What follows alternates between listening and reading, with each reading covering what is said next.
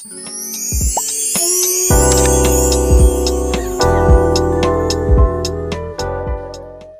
श्री गुरु सत्ताई नमः। सभी को प्रणाम। पिछले वीडियो में हमने समझा प्राकृतिक चिकित्सा प्रणाली का अर्थ है प्राकृतिक पदार्थों, विशेषतः प्रकृति के 5 मूल तत्वों द्वारा स्वास्थ्य रक्षा और रोग निवारण का उपाय करना। विचार पूर्वक देखा जाए तो ये कोई कठिन विषय नहीं है, और जब तक मनुष्य स्वाभाविक और सीधा साधा जीवन व्यतीत करता रहता है तब तक वो बिना अधिक सोचे विचारे भी प्रकृति की इन शक्तियों का प्रयोग करके लाभान्वित होता रहता है।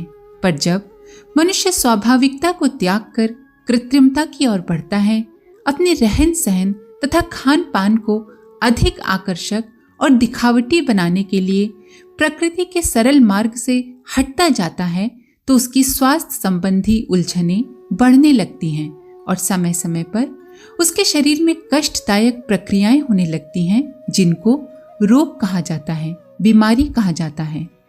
इन बीमारियों को दूर करने के लिए अनेक प्रकार की चिकित्सा प्रणालियां आजकल प्रचलित हो गई हैं, जिनमें हजारों तरह की औषधियां, विशेषतः तीव्र विषात्मक द्रव्यों या बहुत ही स्ट्रॉन्ग मेडिसिन्स का प्रयोग किया जाता है। इन स्ट्रॉन्ग मेडिसिन्स या दवाइयों की वजह से जहाँ कुछ रोग अच्छे हो जाते हैं, वहीं उन्हीं की प्रतिक्रिया से कुछ अन्य दूसरे रोग पैदा हो जाते हैं और रोगों के घटने की बजाय वृद्धि होने लगती है।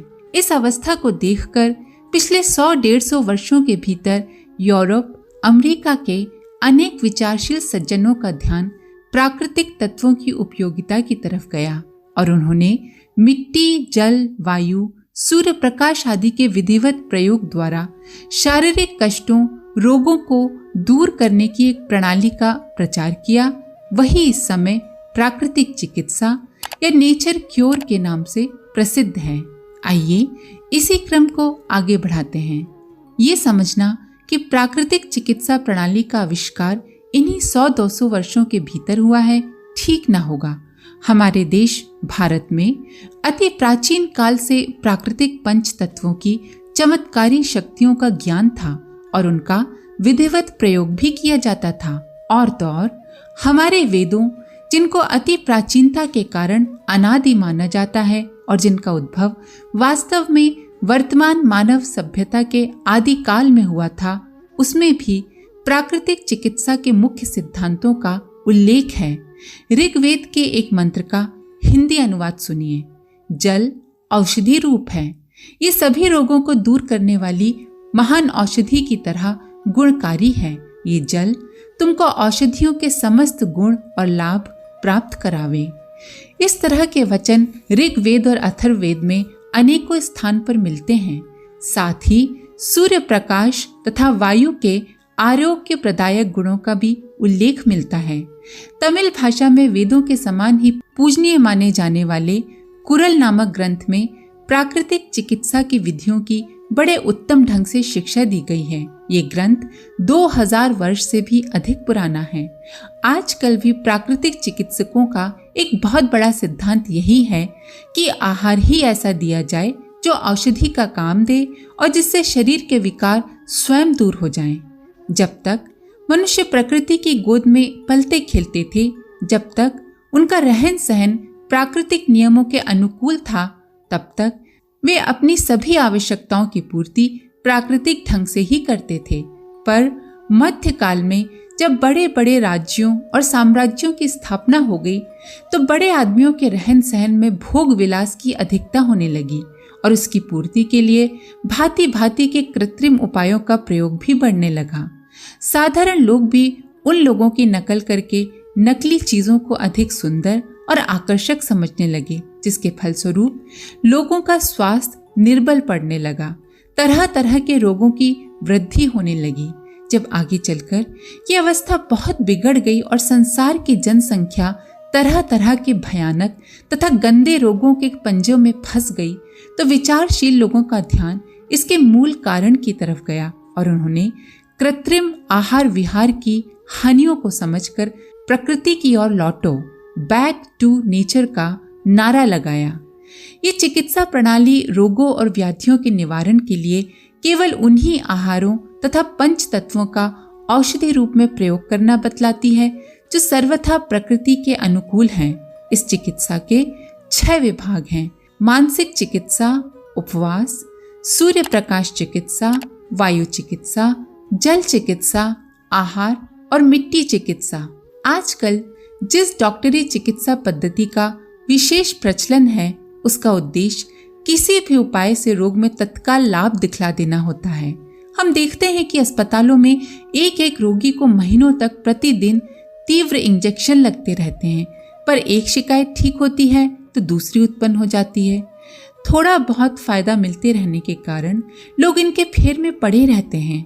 इसके विपरीत प्राकृतिक चिकित्सा में रोगों के विभिन्न नामों तथा रूपों की चिंता न करके उनके मूल कारण पर ही ध्यान दिया जाता है और उसी को जड़ से ठीक करने का प्रयत्न किया जाता है। इतना ही नहीं, इस चिकित्सा का वास्तविक लक्ष्य केवल शारीरिक नहीं वरन मानसिक और आध्यात्मिक स्वास्थ्य प्राप्त कराना भी माना गया है, क्योंकि हम सभी ये समझते हैं कि मानसिक तथा आध्यात्मिक सुधार के बिना शारीरिक स्वास्थ्य स्थायी नहीं हो सकता।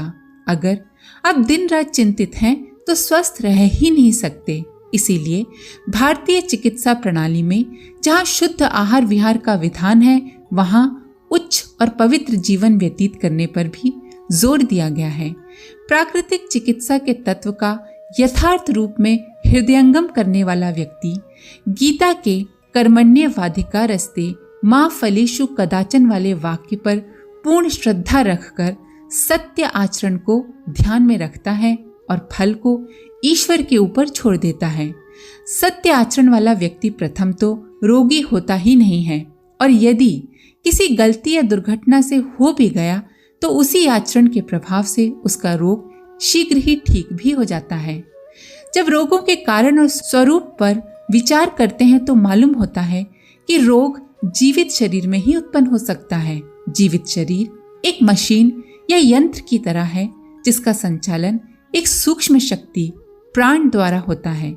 यही शक्ति भौतिक पदार्थों का सार ग्रहण करके उससे शरीर का निर्माण कार्य करती रहती है और दूसरी ओर सब प्रकार के आहार से बचा हुआ बेकार अंश मल रूप में शरीर से निकाल देती है।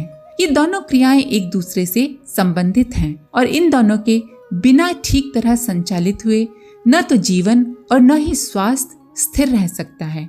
पर हम देखते हैं कि अधिकांश लोग ग्रहण करने की, भोजन करने की क्रिया के महत्व को तो कुछ अंशों तक समझते हैं और अपनी बुद्धि तथा सामर्थ्य के अनुसार पौष्टिक, शक्ति प्रदायक, ताजा भोजन की व्यवस्था करते हैं।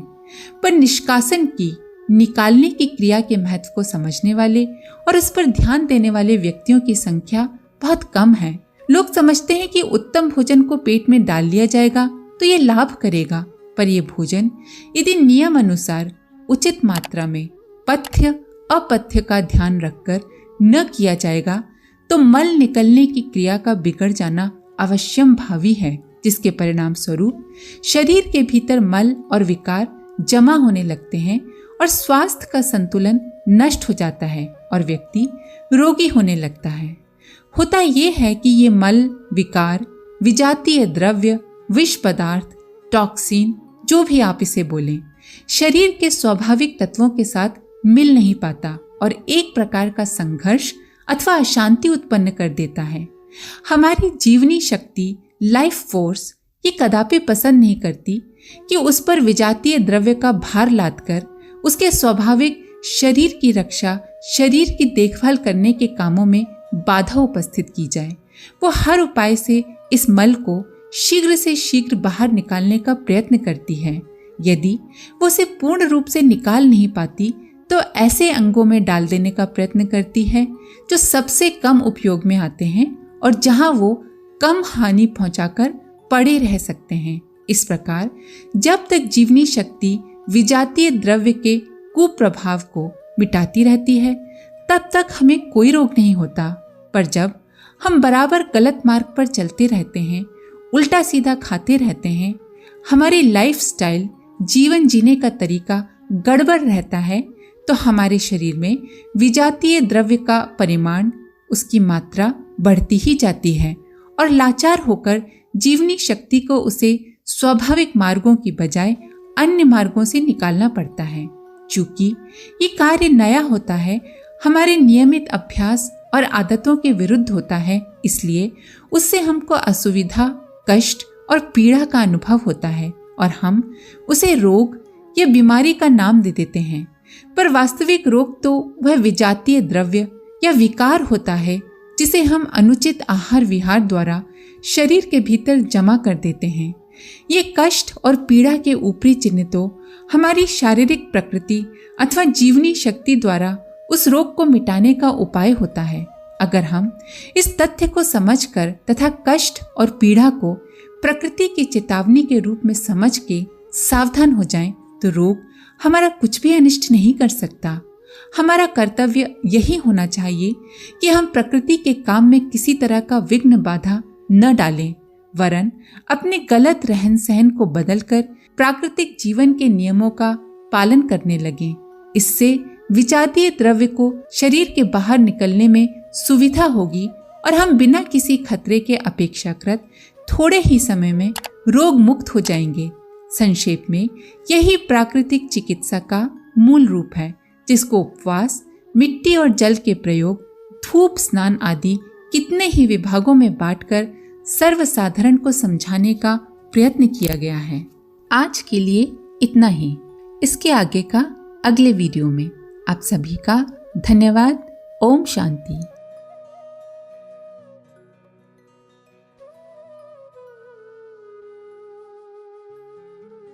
हमारे YouTube चैनल को सब्सक्राइब करें और बेल आइकन को दबाकर ऑल पर क्लिक करें ताकि आने वाले सभी वीडियोस की नोटिफिकेशन आपको मिलती रहे।